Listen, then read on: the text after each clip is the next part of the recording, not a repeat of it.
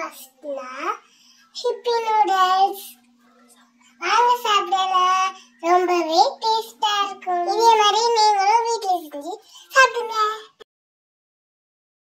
Full video வேணும்னா link in description.